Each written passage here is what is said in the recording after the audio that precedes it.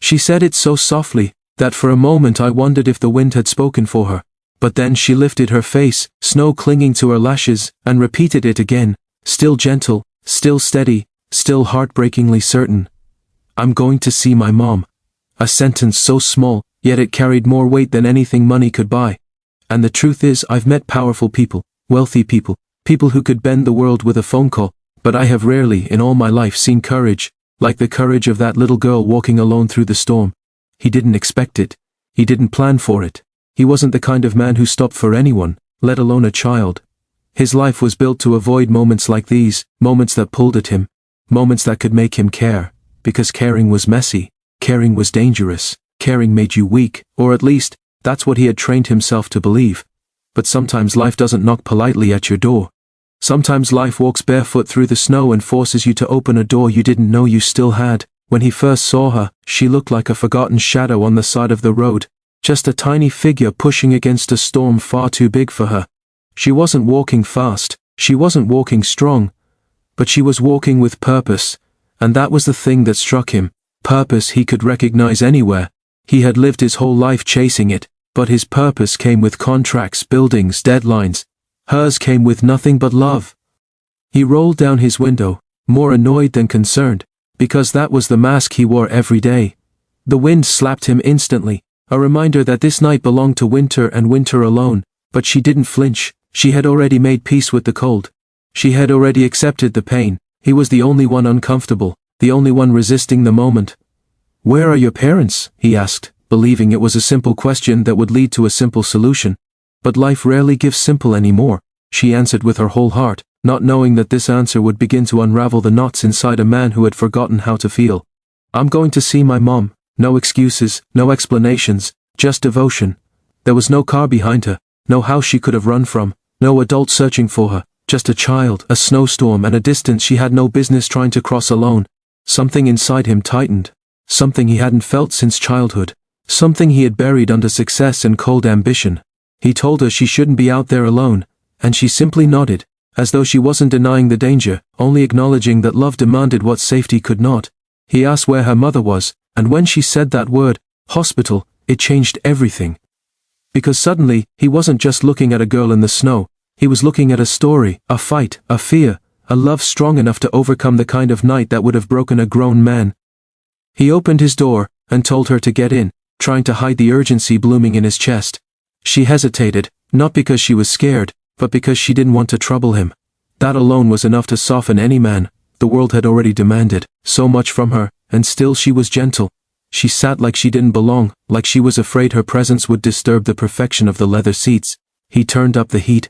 She tucked her fingers into her sleeves, and for the first time in a long time, he found himself caring whether someone was warm enough. "What's your name?" he asked. "Lena," she whispered. And suddenly, she wasn't just a child in a storm, she was a little girl with a story still unfolding. As they drove, he learned things he never expected to hear in the back seat of his luxury car. She told him she left school and started walking because her mom got lonely at night. That single truth hit him like ice water. Lonely at night. He knew that feeling far too well. A house full of riches could still feel empty when the one person you loved was gone. She showed him the picture she had drawn for her mother, a smudged piece of paper, a small house, 3 smiling stick figures. It was simple, imperfect, soaked from the snow, but drawn with the kind of love he had forgotten existed. She had walked through the storm for a drawing, for a smile, for the chance to tell her mother that she mattered. He realized then that she wasn't walking to the hospital, she was walking to safety, to comfort, to the one person who made the world feel less frightening. Children know what adults forget. Love is the safest place in a dangerous world. And as she spoke, he found himself seeing his own past reflected in her words. His mother, once strong, once bright, had spent her final years pretending to be okay so he wouldn't worry. Pretending her breaths weren't shallow. Pretending her hands didn't shake. Pretending she wasn't afraid. He had been so busy becoming successful that he didn't notice she had been walking her own storm in silence. And now here he was, decades later, sitting beside a child who refused to let her mother walk hers alone. She asked him if hospitals were scary at night. He told her yes sometimes. She asked if moms get better when someone loves them enough. He wanted to say yes, he wanted to promise it, but life had never given him such promises. So instead, he said the only thing he felt was true. "I think your mom will feel better when she sees you."